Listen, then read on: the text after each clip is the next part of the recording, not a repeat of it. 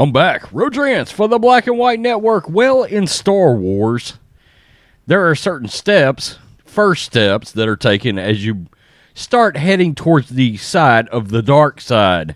In this case, getting praised by CNN, Mitt Romney, well, he might be on his third or fourth step down the road to joining the dark side. As we know, he is like the ringleader, the forefront runner of the RINO party. Liz Cheney is the other one. And there are several, right? Republicans in name only. In my opinion, Mitt Romney's Republican career is a wrap. I mean, I don't know who's going to vote for him now. Of course, his betrayal of Donald Trump is well known at this point. But when you wake up and you find that CNN is praising Mitt Romney, you realize, yeah, you're several steps down the road towards joining the dark side. I mean, guys like Liz Cheney and Mitt Romney at this point might as well become moderate Democrats, okay? We've seen a lot of flippage going on from Democrat over to Republican. I am weary of some of it. I got to tell you, I am.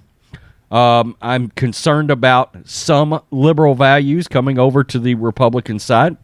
Now, I have also self-admitted that I believe a lot of people are more in the middle than we like to admit, and then we separate directions based on one or two or three really important issues to us. Okay, one of them usually is abortion. Okay, that's one of the things that people tend to split on. Okay, but this morning I get up and CNN is praising Mitt Romney. Now, Donald Trump's name is being thrown around this morning as Mitt Romney was right when he threw Trump under the bus, I guess, at some point. I really couldn't find it in this article. I'm not sure why anybody would be throwing Trump under the bus when it comes to Putin, because let's be real, this would not be happening if Donald Trump was in office right now. Putin would not be trying this, but we've got a limp dick leader in office, and Putin just watched a monumental fucking failure of a pullout from Afghanistan. I mean, my God. One of the most cur dog pullouts we've ever seen in our life, and a real true show of weakness. Our military has shown weakness when we're worried about allowing transgenders into the military. Somebody like Putin sees that as blatant weakness, and like a mad dog, he is going after it. If Trump was in office, there would be things we just wouldn't have to worry about. Vladimir Putin would be one of those things. Okay? So, let's get to CNN, brave, stunning, and courageously celebrating Mitt Romney this morning as Russia is invading Ukraine as we speak. It's time to admit it. Mitt Romney was right about Russia. The fuck. Okay. A decade ago, Mitt Romney went on CNN and made a statement that was widely perceived as a major mistake. Russia, and look, there's not to say that there are not elements that Romney was right about. I still don't get the connection of dragging Trump into this, but okay. It's mainly when he was running against Obama. Russia, this, quote, Russia, this, without question, our number one geopolitical foe. Romney, who would be the Republican presidential nominee in 2012 race against President Barack Obama, told Wolf Blitzer in March of that year, quote, they fight every cause for the world's worst actors. Well, look, I'm going to argue something here, too. Number one geopolitical foe? How about China? How about China? Okay? Look, I'm almost worried that this is another diversion away from keeping the eye on China. you better worry about Russia and China hooking up here, because I think that's where we're really headed. Obama and his team pounced on the comment, insisting that it showed Romney was hopelessly out of touch when it came to threats facing the U.S. In the third presidential debate between the two candidates in October 12, Obama went directly after Romney for that comment.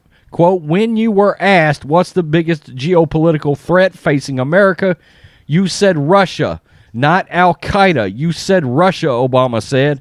"And the 1980s are now calling to ask for their foreign policy back because the Cold War's been over for 20 years. At the time, the attack worked." Obama cast himself as a candidate who understood current threats led by Al-Qaeda. Romney was the candidate still stuck in the Cold War age and a black and white figure in a colorful, complex world. But today, after Russian President Vladimir Putin ordered Russian troops into eastern Ukraine, Romney's comments look very, very different. And by different, I mean right, as even some Democrats are now acknowledging. This action by Putin further confirms that Mitt Romney was right when he called Russia the number one geopolitical threat. California Democratic Representative Ted Lieu said on CNN Monday night. Given that, it's worth revisiting the context around what Romney said and why.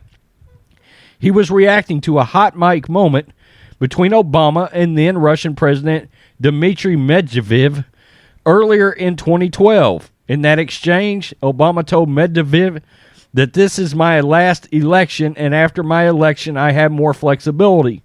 Republicans were up in arms, insisting Obama was taking a hard line with Russia publicly, while apparently making it clear to the country's leader that he was open to compromise. In the original interview, Blitzer Wolf was asking Romney about Russia in the context of that Obama hot mic moment, and while his comment about Russia as America's number one geopolitical foe is what drew the most attention and derision, it was far from the only comment Romney made about the subject in the interview with Blitzer. Russia is not a friendly character on the world stage, Romney said at one point. And for this president to be looking for greater flexibility where he doesn't have to answer to the American people in relations to Russia is very, very troubling, very alarming. Well, I'm saying in terms of geopolitical opponent, the nation that lines up with the world's worst actors, of course, the greatest threat that the world faces is nuclear Iran. A nuclear North Korea is already troubling enough, correct? But when these terrible actors pursue their course in the world, and we go to United Nations looking to stop them, when Assad, for instance, is murdering his own people, we go to the United Nations, and who is that? Always stands up to the world's worst actors. It is always Russia, typically with China alongside. There you go. What looked like a major flub in 2012 and was used by a political cudgel by Obama now looks very, very different. It should serve as a reminder that history is not written in the moment, and that what looks like the moment is not a guarantee of what it always looks like. Okay, so there you have it. We get up this morning, and all of a sudden, Mitt Romney is a hero of the Democrats. Once again. Okay? Now he's being celebrated by Democrats. It's time for him to just change parties, okay? And I'm not saying that Romney wasn't at the time right, and he obviously was right in part. I still believe China is the biggest foe here, and again, we need to be worried about a road warrior, animal, and hawk team up between Russia and China coming in here, and then we've got real mother effing problems. CNN praising Mitt Romney, wrapping their loving arms around Mitt Romney. Again, be careful who you vote into office, because if Trump, all you people that were butthurt by some mean tweets, you are getting people put down this morning, because this would not be happening if Donald Trump was in office right now. And people were mad. Well, Putin and Trump seem to have a decent relationship. Yeah, that leads to the ability for people not to die. He's a negotiator. We really don't believe Trump would have negotiated something out of this so this wouldn't have happened? I don't believe that for a solitary millisecond. Tell me what you think, Black and White Network fans. Peace. I'm out. Till next time.